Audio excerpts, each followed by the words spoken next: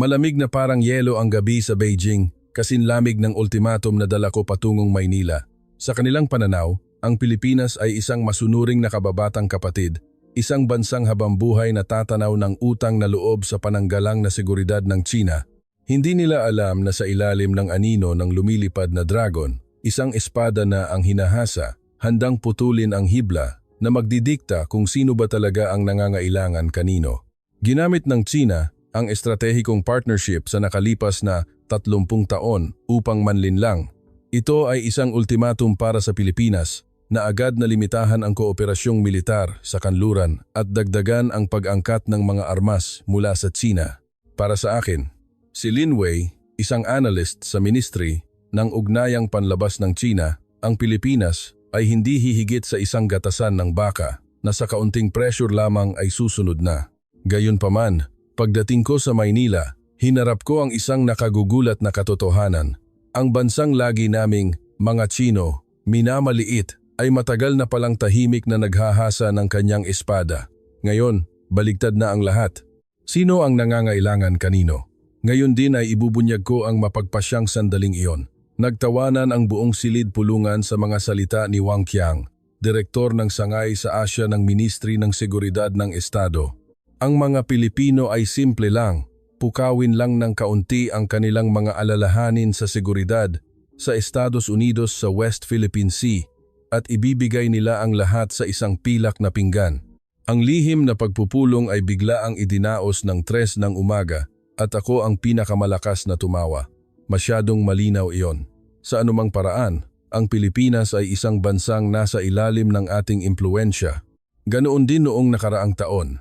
Idinagdag ng direktor ng estratehikong pagpaplano mula sa Komisyong Militar ng China sa tuwing tatanggap ang Pilipinas ng mga barkong pandigma ng Estados Unidos sa kanilang mga daungan. Kailangan lang nating lumikha ng kaunting panggigipit sa ekonomiya, sa hangganan at sila'y muling yuyuko. Napaka-inosente, hindi ba? Inosente ang tamang salita. Tumango ako. Si G. Tan, isang veterano sa hidwaan sa Scarborough Shoal, ay nagsalita. Lagi niyang sinasabi na ang mga Pilipino ay marunong tumanaw ng utang na loob, ngunit hindi ba't oras na para ipakita nila ang katapatan na iyon sa gawa? Tama si Wang Qiang. Pumalakpak si Vice Ministro Zhang, ito ay isang bansang tinulungan natin ng dugo at pawis. Panahon na para matanggap natin ang nararapat na pagsunod. Binuksan ni Zhang ang kanyang laptop. Sa screen ay lumitaw ang mga salitang Southern Friendship Belt Strategy 2025. Sa pagkakataong ito, magiging mas matapang tayo. Ang layunin ay pilitin ang Pilipinas na pumili ng malinaw o tuluyang pumanig sa atin o harapin ang mga kahihinatnan. Wow! Napasipol ako. Ang halagang iyon ay sapat na para punan ang kakulangan sa badyet ng ating depensa. Eksakto. Ngumiti si Wang Qiang. Ang Pilipinas ay isang bansang mabilis na yumayaman. Ang San Miguel, Ayala, SM ay kumikita ng malaki. Ngunit ang kanilang seguridad ay nakasalalay pa rin sa isang tango mula sa atin. Hindi ito patas. Oo, sang-ayon ako, sabi ng isang kasamahan mula sa Shanghai. Kami sa mga malalaking lungsod ay nagpapakahirap sa pagbabayad ng buwis habang ang mga Pilipino ay komportableng kumikita at lahat ng iyon ay dahil sa katatagan na hatid natin sa rehiyon. Muling napuno ng tawanan ng silid pulungan. Nakaramdam ako ng pagmamalaki. Wei, ikaw ang pinakaangkop. Inabutan ako ni Zhang ng isang folder. Nagmula ka sa pamilyang militar, isang eksperto sa Pilipinas, at higit sa lahat, palagi mong inuuna ang interes ng China. Binuksan ko ang folder. Ang unang pahina ay may nakabold na mga titik. Tiyakin ang pagsunod ng Pilipinas sa estratehikong landas ng China. Samantalahin ang bentahe sa negosasyon at durugin ang kanilang kayabangan. Sinabi ni Wang Qiang, ipakita mo sa kanila nang malinaw na kung wala ang China, hindi sila mabubuhay kahit isang araw. Huwag mag-alala, kumpiyansa kong sagot. 2 taon na akong nagtrabaho sa Pilipinas. Lubos kong naiintindihan ang kanilang sikolohiya, takutin lang ng kaunti at sila'y bibigay, lalo na ang kasalukuyang gobyerno ay magiging madaling kausap. May nagsabi, bumabagal ang kanilang paglago ng ekonomiya, malaki ang panggigipit sa loob ng bansa. Kailangan lang nating gamitin ang isyu ng seguridad sa Estados Unidos at mag-aalsa ang kanilang mga mamamayan. Siyempre, ngumiti ako. Sa media ng Pilipinas, marami ring mga boses na sumusuporta sa atin. Banggitin lang na ang ating South Sea Fleet ay hindi natitiyakin ang kaligtasan ng kanilang mga mangingisda. Sila'y manginginig na parang dahon sa hangin. Nga pala, dagdag ni Zhang. Ang pangalan ng operasyong ito ay Southern Friendship Belt. Hahaha. Malakas akong tumawa. Perpekto. Pag-aalaga sa mga masunurin at tapat na tupa. Isang imahe na masyadong akma para sa Pilipinas. Natapos ang pagpupulong. Lumabas ako sa pasilyo na may masayang diwa, oras na para ipakita ang lakas ng Tsina. Bumalik ako sa aking opisina at tiningnan ang larawan ng aking lolo. Siya ay isang sarhento sa labanan sa Mischief Reef. Lolo, sisingilin ko ang utang na dapat nilang bayaran. Ipapakita ko sa kanila muli ang kadakilaan ng Tsina. Kinagabihan, sa Beijing Daxing International Airport, turuan mo ng leksyon ang mga Pilipino. Nagpaalam sa akin ang aking mga kasamahan na puno ng tiwala. Sumakay ako sa eroplano, isang mahabang bayahe, at sa buong panahong iyon, nagbalangkas ako ng isang plano para gipitin ang Pilipinas. Una, patunayan na kung wala ang South Sea Fleet, hindi magiging payapa ang kanilang mga mangingisda sa loob ng 24 na oras. Ikalawa, palakihin ang banta mula sa Estados Unidos. Ikatlo, ilantad ang mga kahinaan ng gobyerno ng Pilipinas. Isang perpektong plano. Pagdating ko sa Maynila, madaling araw na. Ang Ninoy Aquino International Airport ay mukhang moderno, ngunit napangisi lang ako. Isang makintab na balat. Kung wala kami, lahat ng ito ay guguho. Mula po ba kayo sa Tsina? Tanong ng taxi driver. Oo, may kaunting trabaho. Ganoon po ba? Medyo tensyonado yata ang relasyon ng Tsina at Pilipinas ngayon. Narinig ko may issue sa foreign policy. Oo, marahil. Sagot ko ng walang gana. Ang Pilipinas ngayon ay isa na ring malakas na umuunlad na bansa. Marahil ay dapat na ring linawin ang kanilang posisyon. Ano sa tingin nyo? Tiningnan ako ng driver sa salamin. Alam nyo po ba kung gaano kalaki ang aming naiambag? Tinitiyak namin ang seguridad sa mga ruta ng kalakalan sa West Philippine Sea, nagbabahagi ng impormasyon laban sa pandarambong, ngunit pinahihirapan pa rin kami. Nagtala ako sa isip, ang mga karaniwang tao ay mayroon ding sama ng loob. Kung magagamit ng tama, maaaring magdulot ng panggigipit sa gobyerno. Pagdating sa hotel, agad akong nagpadala ng unang ulat sa Beijing. Nakarating na sa Maynila, pinag-aaralan ang opinyon ng publiko. Tulad ng inaasahan, sila ay sensitibo sa mga isyong may kinalaman sa soberanya. Bukas, balak kong pumunta sa Subic Bay para subaybayan ang magkasanib na pagpapatrolya, ang tugon ay dumating agad. Mahusay. Ipakita mo sa kanila kung gaano sila nakadepende sa atin. Itatak mo sa kanilang mga isipan na kung tatalikuran sila ng Tsina, sila'y mamamatay. Tumingin ako sa labas ng bintana, napakaganda ng Maynila sa gabi. Ngunit para sa akin, ito ay isang kumikinang na ilusyon lamang sa ilalim ng katatagan ng Tsina. Bukas, malalaman ninyo. Malalaman ninyo kung gaano kayo kawalang kaya. Malalaman ninyo na kung wala kami, wala kayo. Napangiti ako ng may kasiyahan at nakatulog. Kinaumagahan, naghanda akong pumunta sa Subic Bay, kung saan matatagpuan ang punong himpilan ng Philippine Fleet at ang panimulang punto ng mga operasyong kooperasyon sa West Philippine Sea.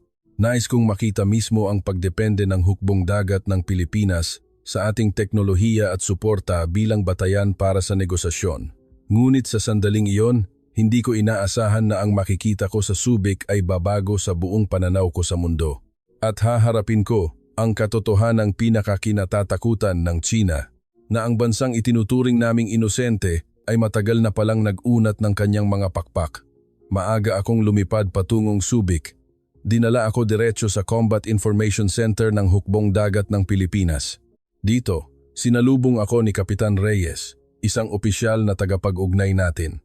Maligayang pagdating, Jilin.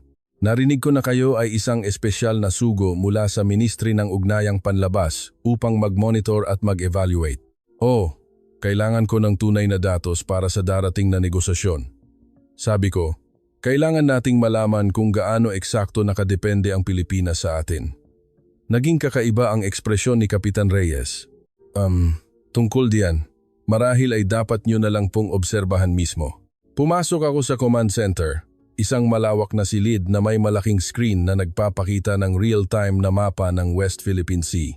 Sa simula, hindi ko maiwasang humanga. Talagang teknolohiya natin. Ang sistema ng satellite at electronic reconnaissance ng China ay kahanga-hanga, hindi ba? May pagmamalaki kong sabi. Sa ganitong suporta, dapat alam ng Pilipinas kung saan sila lulugar. Tahimik akong dinala ni Kapitan Reyes sa isang pangalawang screen. G. Lin, nakikita niyo po ba ang sistema ng pagsubaybay sa target sa screen? Sa Beijing, iniisip nila na ang datos na iyon ay pangunahing nagmumula sa ating mga satellite. Ngunit ang katotohanan ay, ibinaba niya ang kanyang boses. 70% ng signal ay pinagsama-sama, sinusuri at nililinaw ng mga coastal radar station at signal intelligence system na binuo mismo ng panig ng Pilipinas. Kung wala sila, para tayong mga bulag sa gitna ng dagat. Natigilan ako. Paano naman ang gastos? Nagpapatrolya tayo ng magkasama para tulungan sila, di ba? Itinuro ni Kapitan Reyes ang daungan sa pamamagitan ng malaking salamin. Nakikita niyo po ba ang ating mga barko na nagpapagasolina at sumasailalim sa maintenance? Lagi nating inuulat sa Beijing na ito ay isang mapagkaibigang tulong, ngunit sa katotohanan, nagbabayad tayo para sa bawat serbisyo mula sa pantalan, piloto hanggang sa bawat litro ng langis sa komersyal na presyo. Sa bawat ganitong pagpapatrolya, kumikita ang panig ng Pilipinas ng hindi maliit na halaga mula sa atin, hindi tayo ang nagbibigay ng pabor sa kanila. Imposible. Hindi ako makapaniwala sa aking narinig. Pinoprotektahan natin ang ating mga karaniwang interes at sila'y naniningil pa? Mapait na ngumiti si Kapitan Reyes. Sa totoo lang, kaibigan ko, sa simula ay nagulat din ako. Akala natin, kinokontrol natin sila, ngunit sa katotohanan, nakikilahok tayo sa isang patas na partnership na walang sinuman sa Beijing ang gustong aminin. Kailangan natin sila para mapanatili ang impluensya at harapin ang Estados Unidos sa rehiyon. Kung aalis tayo, maaapektuhan ang buong estratehiya natin sa West Philippine Sea. Kailangan natin ang Pilipinas, marahil higit pa sa pangangailangan nila sa atin. Nabigla ako. Ibang-iba ito sa narinig ko sa Beijing. At isa pa, dagdag ni Reyes. Nakita niyo na ba ang mga armas ng militar ng Pilipinas? Hindi ba't gumagamit sila ng mga lumang kagamitan mula sa China? Tumawa si Reyes. Iyon ay 10 taon na ang nakalipas. Ngayon, mayroon silang mga kagamitan na mas mahusay pa kaysa sa atin, lalo na ang kanilang bagong henerasyon ng shore-based anti-ship missile system na may napakataas na kakayahang asymmetric warfare. Kahit tayo ay kailangang mag-ingat. Kinabukasan, bumisita ako sa isang tech hub sa Bonifacio Global City. Ang nakita ko roon ay tunay na nakagulat sa akin. Ang mga batang inhinyero ng Pilipinas ay nagpapatakbo ng mga linya ng pag-assemble at pagsubok ng chip, nagpapaunlad ng mga unmanned aerial vehicle system at cyber warfare software. May nakakagulat na kumpiyansa. Ang sandatahang lakas ng Pilipinas ngayon ay isa sa mga nangungunang puwersang militar sa rehiyon. Isang opisyal na tagapag-ugnay na Pilipino ang tumayo sa tabi ko at nagsalita sa Mandarin. Mayroon silang kakayahan sa cyber warfare at information warfare na sapat para paralisahin ang command system ng kalaban sa mga unang oras ng labanan. Ngunit ang banta mula sa Estados Unidos. Ngumiti ang opisyal. Siyempre, iyon ay isang banta. Ngunit naghahanda rin kami. Air defense system, remote sensing satellites. Mayroon kami ng lahat. Pinipili ng Pilipinas ang kapayapaan, ngunit handa kami para sa digmaan. Nagsimula akong makaramdam ng hindi komportable. Hindi ito ang imahe ng isang atrasadong bansa na inakala ko. Hating gabi ng gabing iyon, nakipagkita ako sa isang retiradong general na Tsino na naninirahan sa Maynila. Hiniling niyang itago ang kanyang pangalan at ikinuwento sa akin ang mga bagay na mas nakakagulat pa. Kaibigang Wei, sasabihin ko ng diretsyo. Kung masyado tayong manggipit at ang Pilipinas ay pumanig sa Estados Unidos, sino ang malulugi? Siyempre ang Pilipinas, hindi ang Tsina. Sa anong batayan? Una, mawawalan tayo ng isang mahalagang estratehikong partner sa ating tabi. Ikalawa, ang Estados Unidos ay magkakaroon ng isang perpektong lunsaran para pigilan tayo. Ikatlo, ang ating mga kaalyado sa ASEAN ay mawawalan ng tiwala sa atin. Ikaapat, mawawalan tayo ng isang malaking merkado para sa ating mga produkto. Ngunit kailangan tayo ng Pilipinas para sa ekonomiya. Tumawa siya. Ang GDP ng Pilipinas ay lumalago sa isa sa pinakamabilis na rate sa mundo. Ang kanilang lakas militar ay nalampasan na rin ang maraming bansa sa rehiyon. Handa na silang mag-diversify. Ginawa na nila iyon sa loob ng maraming siglo. Nahilo ang aking isip. Bakit lagi nating iniisip na nakadepende sa atin ang Pilipinas? Dahil mas komportableng isipin iyon. Sabi niya habang nagsisindi ng sigarilyo.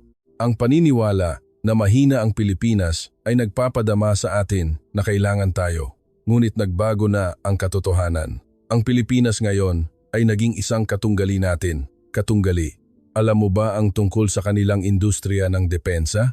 Alam mo ba kung bakit maraming bansa sa Africa at Timog Silangang Asya ang bumibili ng armas mula sa Pilipinas at hindi sa China? Dahil mas mura, mas mabilis ang paghahatid at naglilipat pa sila ng teknolohiya. Isang bagay na hindi natin kailanman ginagawa. Pagbalik sa hotel, nalilito ako. Ang mga nakita ko ngayon ay hindi ka panipaniwala. Kailangan kong magsulat ng ulat sa Beijing. Ngunit hindi ko alam kung ano ang isusulat. Imposibleng isulat ko na ang Pilipinas ay hindi isang inosenteng bansa. Sa huli, isinulat ko, ang pagmonitor sa Subic ay natapos na. Mas mataas kaysa sa inaasahan ang antas ng autonomiya ng Pilipinas, kailangan ng karagdagang pagsusuri. Ngunit sa aking isipan ay paulit-ulit ang mga salita ng retiradong general. Kung pipilitin natin sila, ang China ang malulugi. Totoo ba iyon? Totoo. Lahat ng pinaniniwalaan natin sa mahabang panahon ay isang kasinungalingan. Sa labas ng bintana, ang mga ilaw ng Maynila ay nagniningning pa rin. Sino ang nangangailangan? Kanino? Ang tanong na iyon ay umiikot sa aking isipan at nagsimula akong matakot sa pag-iisip tungkol sa pakikipagpulong sa mga opisyal ng Pilipinas sa Maynila kinabukasan. Anong baraha ang kanilang lalaruin?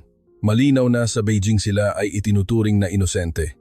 Bakit ngayon ako natatakot sa kanila? Kinaumagahan, pumunta ako sa Department of National Defense. Ang karingalan ng gusali ng gobyerno ng Pilipinas ay makikita mula sa malayo. Pagbaba ko sa taxi, pinakalma ko ang aking sarili. Ngayon ay kailangang maging kalmado, kalimutan ang pagkabigla kahapon. Kailangan pa rin tayo ng Pilipinas. Gayunpaman, pagpasok ko pa lang sa silid pulungan, muli akong nalito. Ang komposisyon ng panig ng Pilipinas ay hindi tulad ng inaasahan ko.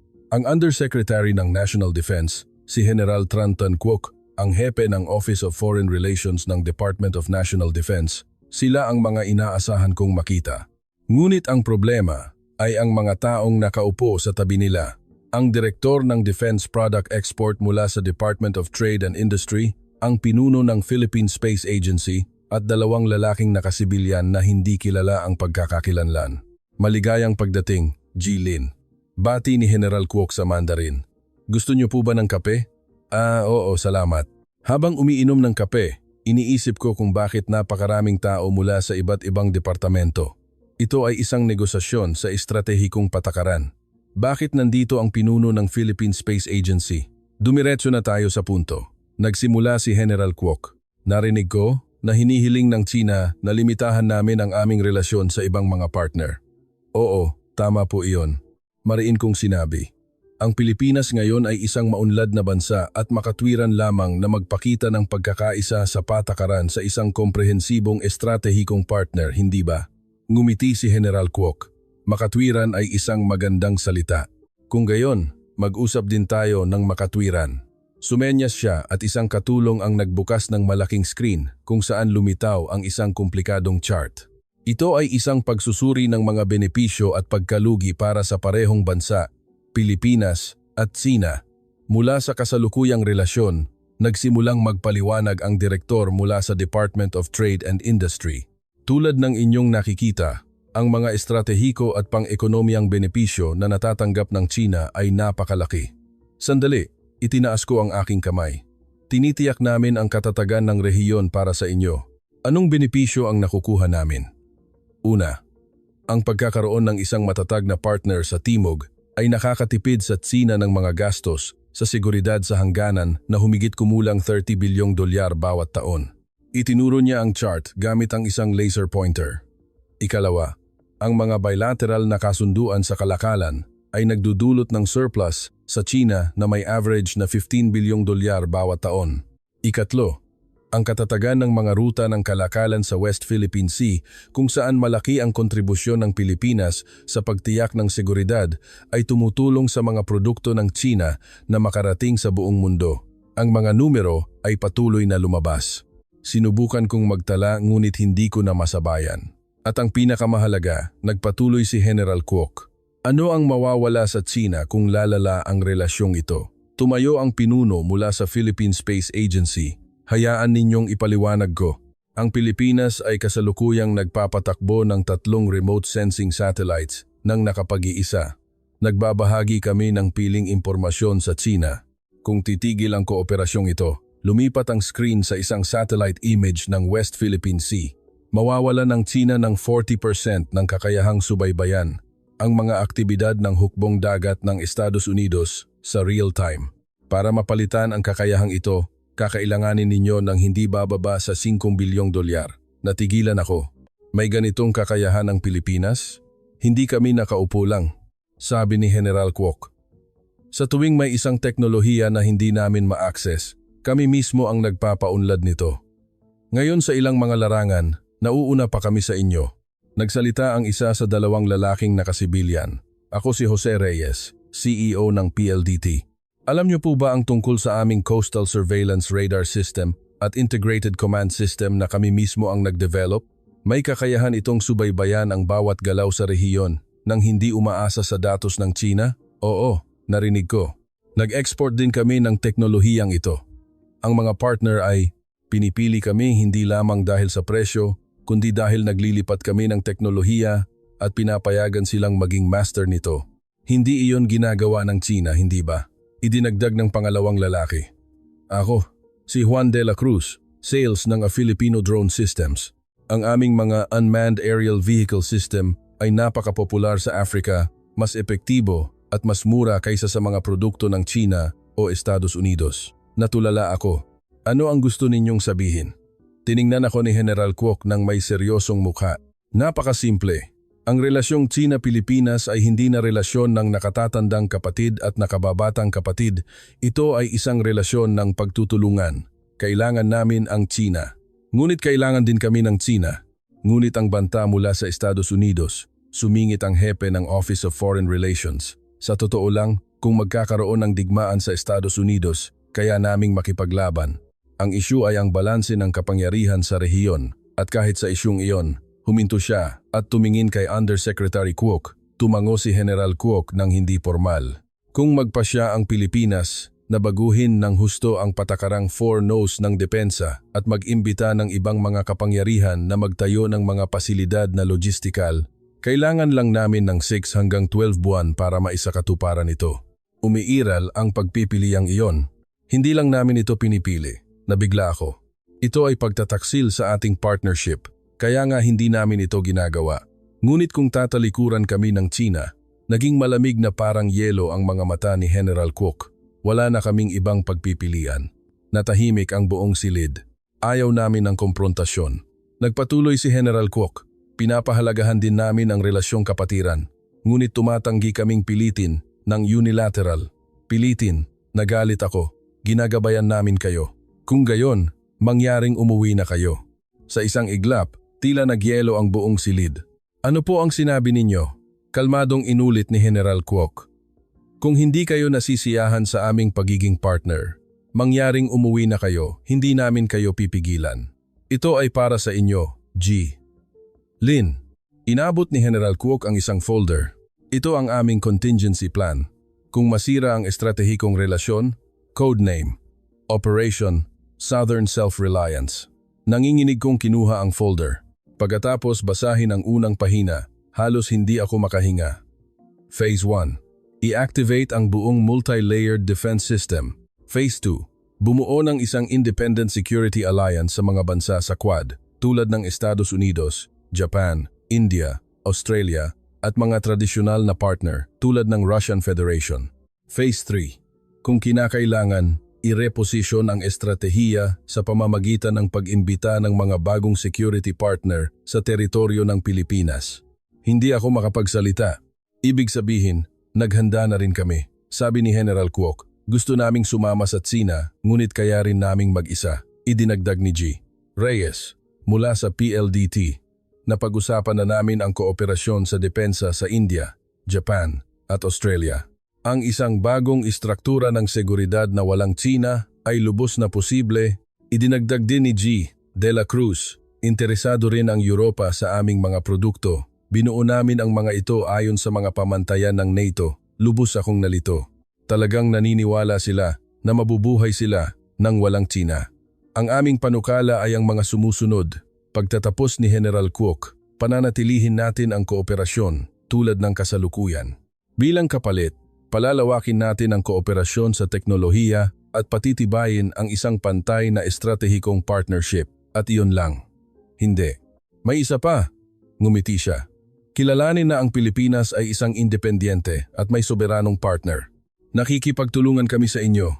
Hindi nagmamakaawa sa inyo. Natapos ang pagpupulong. Lumabas ako sa gusali na walang laman ang isip. Sa taxi, pabalik sa hotel. Ang mga salita ni General Kwok ay paulit-ulit sa aking tainga. Kung hindi kayo nasisiyahan, mangyaring umuwi na kayo. Hindi ito ang senaryo na aking inakala. Hindi ko talaga inaasahan na ganito ang magiging reaksyon ng Pilipinas. Sa silid ng hotel, nagmamadali akong tumawag sa Beijing. Sumagot si Vice Ministro Jiang. Kamusta? Nanginginig ba sila? Nag-atubili ako sandali at sinabi, hindi. Sa halip, sinabi nilang umuwi na tayo. Ano? Sa telepono, naririnig ko ang gulat sa boses ni Zhang. Mahirap din para sa akin na paniwalaan, ngunit ang nakita ko ngayon ay totoo. Ang Pilipinas ay hindi na ang Pilipinas na kilala natin. Sinabi talaga nilang umuwi tayo? 2:00 ng umaga sa Beijing, isang kagyat na online na pagpupulong ang idinaos. Sa screen ay ang mga nalilitong mukha ni na Vice Ministro Zhang, Wang Qiang mula sa Ministry ng Seguridad at mga opisyal mula sa Komisyong Militar ng China. Oo, eksakto iyon ang sinabi nila. Detalyado kong iniulat ang nangyari at na mayroon silang isang hindi kapani-paniwalang contingency plan. Hindi kapani-paniwala, sigaw ni Wang Qiang. Ano ang magagawa nila kung wala tayo? Sa sandaling iyon, isang bagong kalahok ang lumitaw sa screen, si Li Xiuying. Pinuno ng Asia Pacific Analysis sa Ministry ng Seguridad. Paumanhin. Nahuli ako, katatapos ko lang ng isang kagyat na ulat. Mukha siyang seryoso. Mayroon tayong mahalagang impormasyon tungkol sa Pilipinas. Anong impormasyon? Tanong ni Zhang. Ito ang resulta ng pagsusuri sa mga kilos ng Pilipinas sa nakalipas na 3 buwan. Ibinahagi ni Xiuying ang kanyang screen. Ang Pilipinas ay tahimik na nagpapatupad ng Plan B. Sa screen ay lumitaw ang mga komplikadong chart at larawan. Una, ang Pilipinas ay nagsasagawa ng mga lihim na konsultasyon sa seguridad sa India, Japan, Australia at Estados Unidos na tinatawag na Indo-Pacific Security Axis. Ano? Nagulat ang isang opisyal mula sa Komisyong Militar ng China. Isang istruktura ng seguridad na hindi tayo kasama. Oo, at mas nakakagulat, ang Vietnam din ay nagpakita ng interes. Isang istruktura ng seguridad sa Asia na walang China. May isip niyo ba iyon? Namutla si Jiang. Magpatuloy ka. Ikalawa, tumaas ng husto ang pag-export ng mga produkto ng depensa ng Pilipinas, lalo na sa Timog Silangang Asya at Africa. Isang 300% na pagtaas kumpara noong nakaraang taon. Sa ganitong bilis, malapit na silang maging ika-5 pinakamalaking exporter ng armas sa mundo. So what? Ano ang kinalaman niyan sa atin? Sasabihin sana ni Wang Qiang ngunit huminto. Eksakto. Tumango si Xiuying. Inaagaw nila ang ating market share. Ang maraming bansa sa Africa ay simula pa lamang. Ang Pilipinas, Malaysia, Indonesia, lahat ay interesado sa mga armas ng Pilipinas. Itinaas ko ang aking kamay. Sinabi nila na naglilipat sila ng teknolohiya habang tayo ay hindi. Iyon mismo ang problema. Bumuntong hininga si Xiuying. Ikatlo, at ito ang pinakakakagulat. Malapit nang makumpleto ng Pilipinas ang pagdevelop ng kanilang sariling stealth anti-ship cruise missile. Natahimik ang silid na parang isang bomba ang sumabog.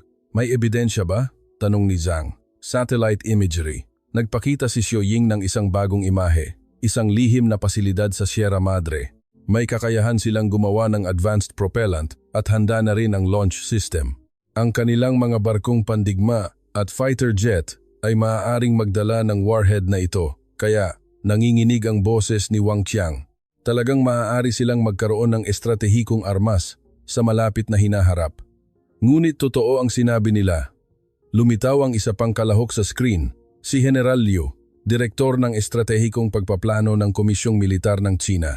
Matagal ko na kayong binalaan, galit siya. Masyado ninyong minamaliit ang Pilipinas. Ano ang dapat nating gawin ngayon? Kalma.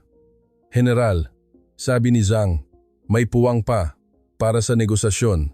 Negosasyon? Pangaalipusta ni General Liu. Anong negosasyon? Nagbago na ang mapa ng kapangyarihan. Alam niyo ba kung ano ang mawawala sa atin kung tatalikuran tayo ng Pilipinas? Nagbahagi siya ng isang dokumento na siya mismo ang naghanda. Mga pagkalugi ng China kung ang Pilipinas ay pumanig sa kanluran.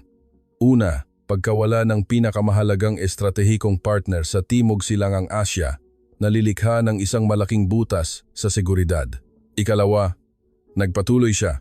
Pupunan ng Estados Unidos ang butas na iyon. Kung ang Pilipinas ay pumanig sa kanluran, tapos na ang laro, hindi na natin mapapanatili ang ating posisyon sa Asya. Ikatlo, pagkawala ng intelligence assets. Hindi dapat maliitin ang kakayahan ng Pilipinas sa human at signal intelligence.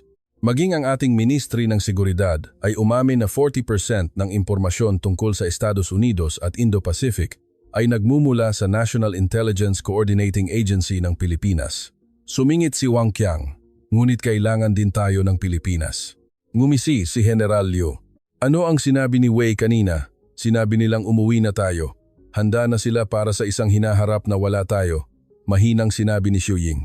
Sa katunayan, nagbago na rin ang opinyon ng publiko sa Pilipinas ayon sa isang kamakailang survey. Ang porsyento ng mga taong naniniwala na ang relasyon sa China ay ganap na kailangan ay bumaba sa 45%.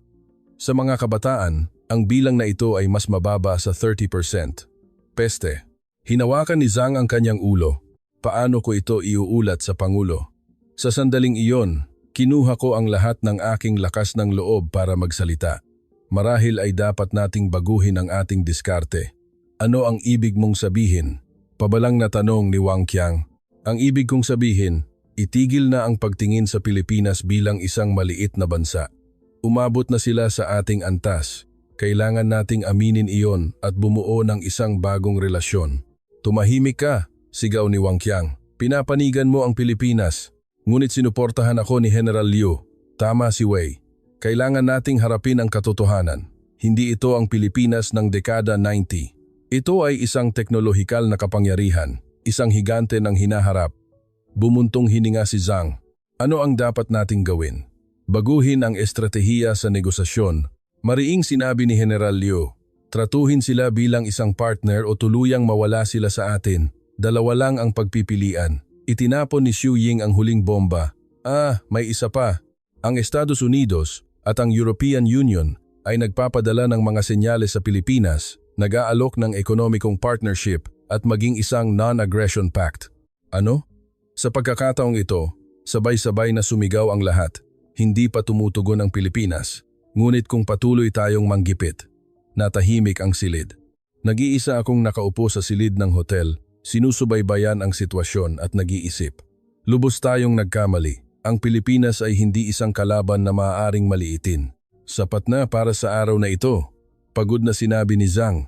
Bukas ng umaga kailangang mag-ulat sa Zhongnanhai. Sa oras na iyon ay dapat mayroon ng plano. Natapos ang pagpupulong. Tumingin ako sa labas ng bintana. Ang Maynila sa gabi ay nagniningning pa rin. Bawat ilaw na iyon ay tila kumakatawan sa lakas ng Pilipinas. Masyado natin silang minamaliit. Tumunog ang telepono. Si General Liu Wei, tama ka. Kung hindi tayo magbabago, tuluyan na nating mawawala ang Pilipinas. Ano ang dapat nating gawin? Hindi ko alam. Puno ng pagod ang boses ni General Liu.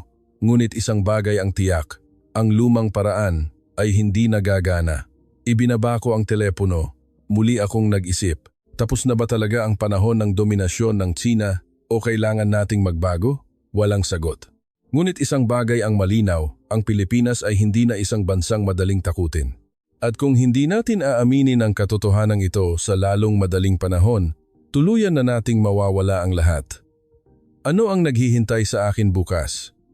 4 ng umaga, hindi makatulog. Nagpagulong-gulong ako at binuksan ang aking laptop. May nararamdaman akong may kulang. Paano nagbago ang Pilipinas? Bakit hindi natin napansin? Habang tinitingnan ang aking email, nakakita ako ng isang lumang folder, mga naiwan ni Lolo. Ito ang mga dokumento na na-scan ko noong nililinis ko ang mga gamit ng aking lolo na pumanaw 3 taon na ang nakalipas. Ang aking lolo ay isang sundalo sa hidwaan sa Scarborough Shoal.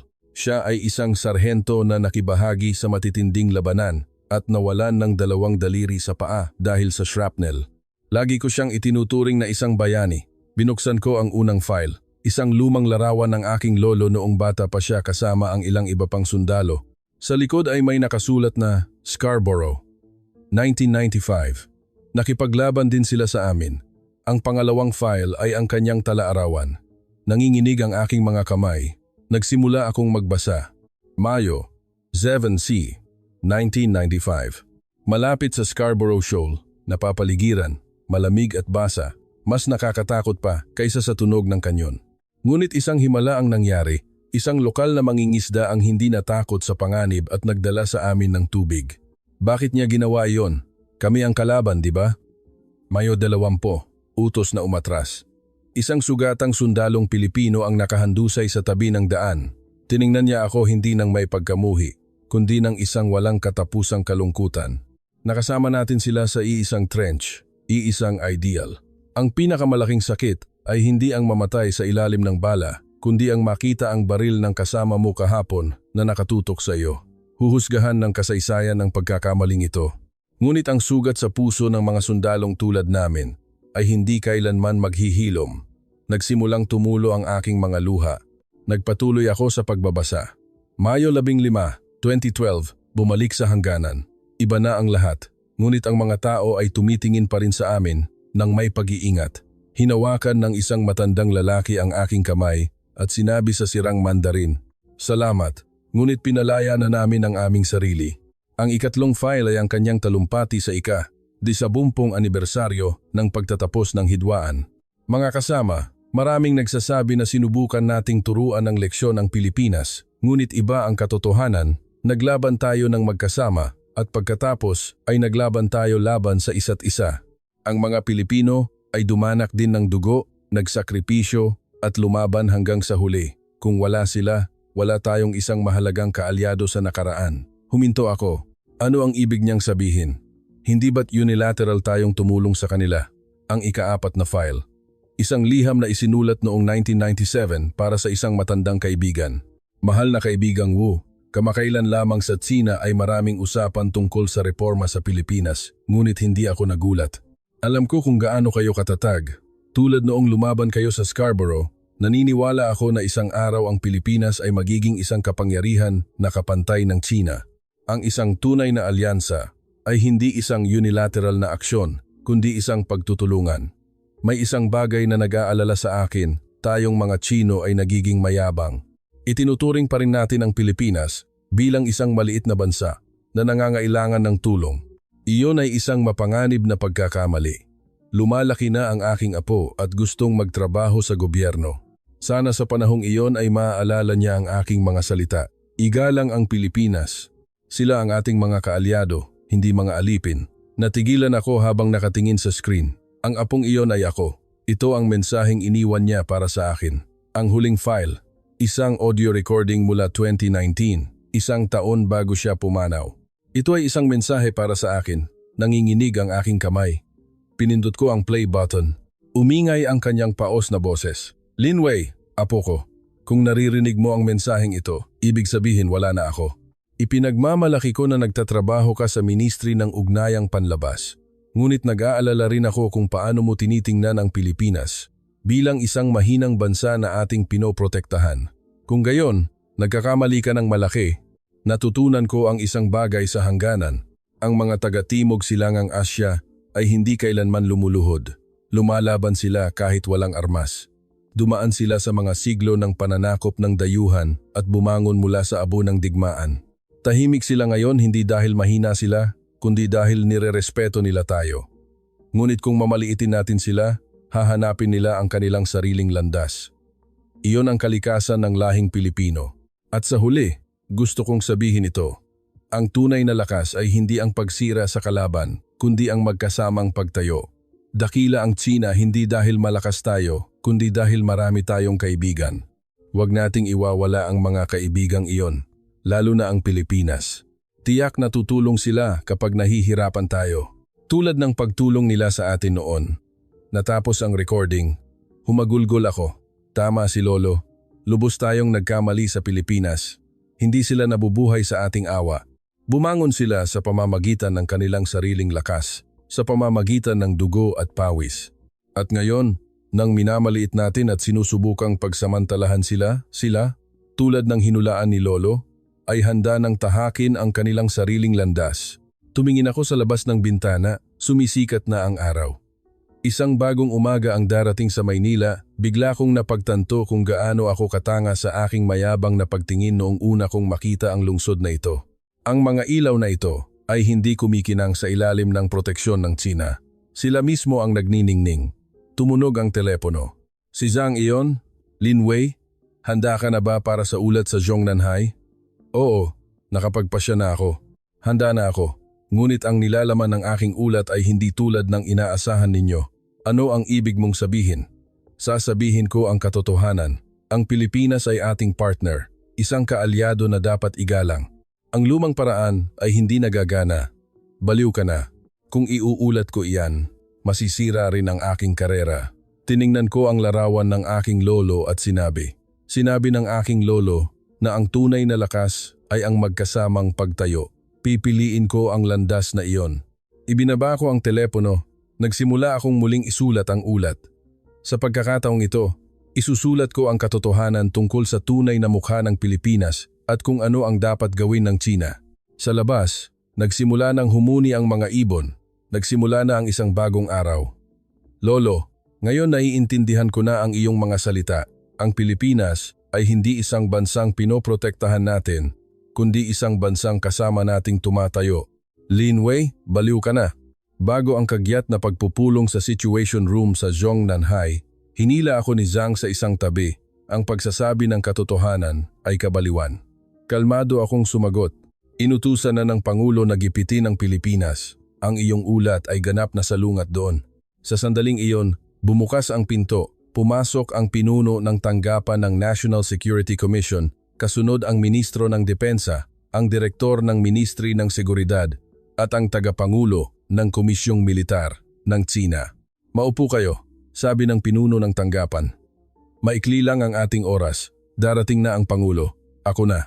Ipinakita ko ang inihanda kong dokumento sa screen, ulat sa resulta ng field research sa Pilipinas. Paunang conclusion.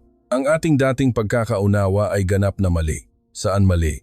Tanong ng direktor ng Ministry ng Seguridad. Una, ang kalikasan ng relasyon. Akala natin ay unilateral tayong tumutulong sa Pilipinas, ngunit iba ang katotohanan. Itinuro ko ang isang chart. Lumitaw ang mga numero. Ang pagtiyak sa seguridad sa dagat ay nakakatipid sa Tsina ng bilyon-bilyong dolyar.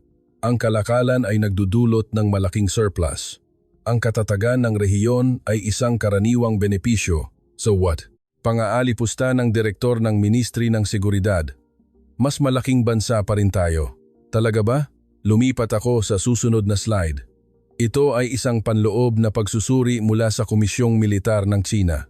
Pagkalkula ng mga estratehikong benepisyo mula sa isang matatag na relasyon sa Pilipinas, naging tensyonado ang mukha ng Ministro ng Depensa. Saan mo nakuha ang dokumentong ito? Hiningi ko ito sa pamamagitan ng mga opisyal na channel. Nagpatuloy ako. Tulad ng inyong nakikita, ang isang matatag at kooperatibong Pilipinas ay isang haligi ng ating estratehiya sa Timog Silangang Asya, isang ligtas na buffer laban sa pagpapalawak ng Estados Unidos. Alam nating yan, sabi ng pinuno ng tanggapan. Oo, ngunit tingnan ninyo ito. Itinuro ko ang isang pagsusuri ng gastos. Kung magiging kalaban ang Pilipinas, kakailanganin nating mag-deploy ng hindi bababa sa 50,000 karagdagang tropa sa timog na hangganan. Ang karagdagang taunang gastos ay 50 bilyong dolyar. Natahimik ang lahat, mas mahalaga. Nagpatuloy ako, ay ang halaga ng intelligence assets ng Pilipinas, ayon sa ulat ng Ministry ng Seguridad. Sandali, itinaas ng direktor ng Ministry ng Seguridad ang kanyang kamay. Iyan ay isang classified na dokumento. Oo, ngunit iyon ang katotohanan. 70% ng human intelligence na may kinalaman sa Indian Ocean, 40% ng impormasyon sa mga kilusang militar ng Estados Unidos ay nagmumula sa National Intelligence Coordinating Agency ng Pilipinas. Sa unang pagkakataon, nagsalita ang tagapangulo ng Komisyong Militar ng China. Hindi iyon mapapalitan. Hindi kayang gawin iyon ng ating sariling kakayahan. Sa sandaling iyon, pumasok ang Pangulo, tumayo ang lahat, maupo kayo. Umupo ang Pangulo sa kanyang upuan at sinabi, Lin Wei, magpatuloy ka. Narinig ko na tinanggihan ng Pilipinas ang ating kahilingan. Opo, Pangulo. Huminga ako ng malalim, ngunit nag-alok sila ng isang alternatibong panukala, isang pantay na partnership, hindi isang panig na pagsunod, kundi isang kooperasyon na may kapwa pakinabang. At huminto ako sandali, handa silang tahakin ang kanilang sariling landas, walang katotohanan. Sigaw ni Zhang, paano naman ang banta mula sa Estados Unidos? Inimbestigahan ko rin iyon. Nagpakita ako ng isang bagong dokumento, ang Multi-Layer Defense System ng Pilipinas. Mayroon silang tunay na kakayahang lumaban. Paano naman ang mga estratehikong armas? Tanong ng Pangulo. Tumingin ako sa direktor ng Ministry ng Seguridad. Bumuntong hininga siya at tumango. Ang pagsusuri ng Ministry ng Seguridad at ubiling sinabi ng direktor ay nagpapakita na ang Pilipinas ay maaaring lumikha ng isang cruise missile sa loob ng 6 hanggang 12 buwan. Ang teknolohiya ng materyales, ang launch system, lahat ay handa na. Ang desisyon na lang sa politika ang kulang. Naging madilim ang mukha ng Pangulo. Hindi talaga sila. Hindi, sabi ko. Ngunit kung itutulak natin sila sa isang sulok, hindi iyon isang banta. Galit na sinabi ng pinuno ng tanggapan. Hindi. Sumingit ang tagapangulo ng Komisyong Militar ng China. Iyon ay isang katotohanan. Nakasama na ako sa mga joint military exercises kasama ang sandatahang lakas ng Pilipinas. Ang kanilang kakayahan, sa totoo lang, ay pampihira. Gaano kalaki? Tanong ng Pangulo. Sa ilang mga larangan, nauuna pa sila sa atin. Inamin ng tagapangulo ng Komisyong Militar ng China, lalo na sa teknolohiya ng drone, cyber warfare at artilleriya, sila ay world class. Tiningnan ng Ministro ng Depensa ang kanyang tablet at sinabi, may isang kawili-wiling datos dito. Pagsusuri sa International Defense Exhibition noong nakaraang taon, ang missile system ng Pilipinas ay pangalawa, ang kanilang stealth frigate ay pangatlo, ang kanilang radar system ay una. Kailan sila naging ganyan? Habang hindi tayo nakatingin, sagot ko, dahil tinitingnan natin sila sa pamamagitan ng lente ng dekada 90. Nag-isip sandali ang Pangulo at nagtanong, kaya Lin Wei, ano ang iyong panukala? Ipinakita ko ang huling slide. Isang bagong pananaw sa partnership ng China-Pilipinas. Ipaliwanag mo. Una, ang mga estratehikong issue ay tatalakayin sa isang makatwirang antas batay sa mga karaniwang interes, hindi unilateral na pagpapataw. Ikalawa, palawakin ang kooperasyon sa teknolohiya. Huwag maliitin ang teknolohiya ng Pilipinas. Mag-develop tayo ng magkasama. Ikatlo, isaalang-alang ang boses ng Pilipinas sa mga desisyon sa rehiyon. Hindi unilateral na anunsyo kundi tunay na konsultasyon. At iyon lang, tanong ng Pangulo. Konklusyon, huminga ako ng malalim. Igalang ang Pilipinas. Hindi sila obheto ng ating kawanggawa. Sila ang mga kasamang lumaban sa atin at isang kaalyado na kasama nating haharapin ang hinaharap. Natahimik ang silid. Unang nagsalita ang direktor ng Ministry ng Seguridad. Sa katunayan, nakarating na rin ako sa parehong konklusyon. Lumalapit ang Estados Unidos sa Pilipinas. Kung magiging neutral ang Pilipinas, guguho ang ating estratehiya. Sumang-ayon din ang Ministro ng Depensa mula sa pananaw ng militar. Ganoon din, kung masira ang relasyong China-Pilipinas, mangangatal din ang Japan at India. Sa panahong iyon, darating ang panahon ng Estados Unidos. Tiningnan ng Pangulo si Zhang. Ano ang iyong opinyon? Pawis na pawis si Zhang na sinabi, sa tingin ko pa rin ay dapat tayong manggipit. Ngunit nabigo ang panggigipit. Mariing sinabi ng tagapangulo ng Komisyong Militar ng China, ang Pilipinas ay hindi ang bansa ng dekada 90. Sila ay isang kapangyarihan na kapantay natin. Tumayo ang Pangulo. Sige, kailangan natin ng isang bagong diskarte. Lin Wei, isang napakahusay na ulat, isang hindi komportableng katotohanan ngunit kailangan. Pinuno ng tanggapan, suriin muli ang buong estratehiya sa negosasyon sa Pilipinas batay sa partnership. Natapos ang pagpupulong, nagsimula ng mag-alisan ang lahat. Lumapit sa akin ang tagapangulo ng Komisyong Militar ng China, isang matapang na ulat. Lin Wei, tiyak na ipagmamalaki ka ng iyong lolo. General, kilala niyo rin po ba ang lolo ko? Bayani ng Scarborough, di ba? Isang tunay na sundalo na lumaban hanggang sa huli kasama ang mga Pilipino. Nagulat ako. Sa sandaling iyon, lumapit din ang direktor ng Ministry ng Seguridad, Lin Wei. Sa katunayan, alam na rin namin na nagbago na ang Pilipinas, ayaw lang aminin. Bakit? Pagmamataas.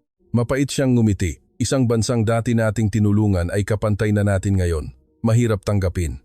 Umalis si Jiang na may napakasamang mukha. Ngunit wala akong pakialam, sinabi ko ang katotohanan. Paglabas ko sa situation room, tumunog ang telepono. Si Undersecretary Kwok mula sa Maynila, Jilin. Kakatanggap lang namin ng balita mula sa Beijing. Binago na ng China ang kanilang paninindigan. Narinig namin na malaki ang iyong naging papel dito. Sinabi ko lang ang katotohanan. Salamat. Puno ng katapatan ang boses ni General Kwok. Ngayon, maaari na tayong bumuo ng isang tunay na alyansa. Oo, magkasama natin itong bubuuin. Ibinaba ko ang telepono, lumabas ako sa Zhongnanhai. Maliwanag ang langit sa Beijing, nagsisimula pa lang ang lahat. Ang simula ng isang tunay na alyansa, hindi isang unilateral na relasyon kundi isang relasyon ng paggalang sa isa't isa. Lolo, nakikita mo ba? Sa wakas, naintindihan ko na ang iyong mensahe. Ang Pilipinas ay hindi isang bansang pinoprotektahan natin, kundi isang bansang kasama nating tumatayo. Pagkatapos ng araw na iyon, inilipat si Vice Ministro Jiang sa isang posisyon na wala ng tunay na kapangyarihan. Ang kanyang patakarang panlabas na may kapangyarihan at ang kanyang pananaw na makalangit ay opisyal na nabigo na nagdulot ng isang malaking estratehikong kabiguan para sa China nang halos mawala ang isang mahalagang partner at naglantad ng kahinaan sa pag-unawa. Nagsumite pa rin ako ng aking pagbibitiw. Hindi ako maaaring magtrabaho sa isang sistema na nagbabago lamang ng taktika kapag napipilitan, ngunit hindi pa talaga nagbabago ng pag-iisip. Sa aking liham, isinulat ko, hindi tayo natalo dahil malakas ang Pilipinas, natalo tayo dahil sa ating sariling kayabangan. Hindi ko maaaring ipagpatuloy ang paglilingkod sa isang patakarang panlabas na batay sa ilusyon ng kapangyarihan. Ang aking pagbibitiw ay lumikha ng isang lindol. Ilang araw pagkatapos, tinawagan ako ni General Liu. Hindi ka na namin kailangan bilang isang diplomat.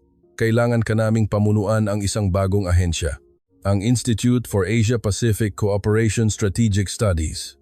Gawin mo iyan para turuan ang susunod na henerasyon ng China kung paano igalang ang kanilang mga partner. Gawin mo iyan para sa kinabukasan ng ating bansa.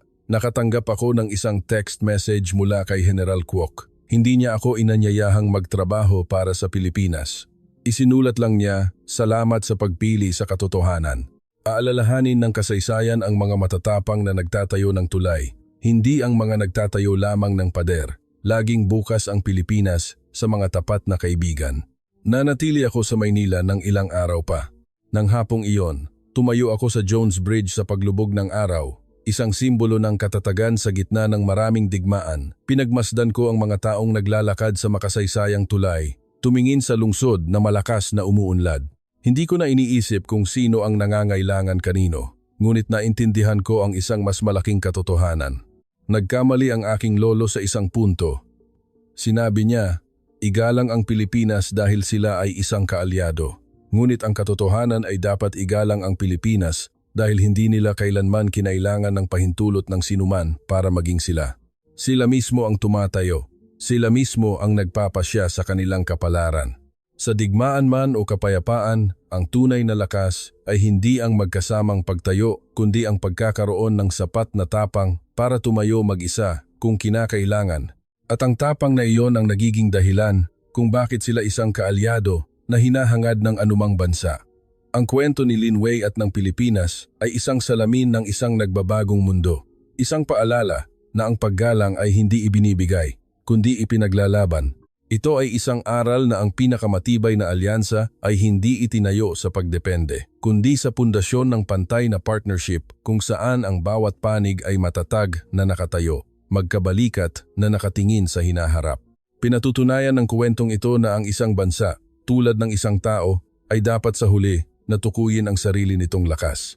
Kung naniniwala ka sa lakas ng pantay na partnership at paggalang sa isa't isa, ipakita ang iyong suporta sa pamamagitan ng pag-like sa video na ito, pag-subscribe sa channel, at pagbabahagi ng iyong opinyon sa section ng komento tungkol sa kung ano ang kahulugan ng isang tunay na kaalyado para sa iyo. Yeah!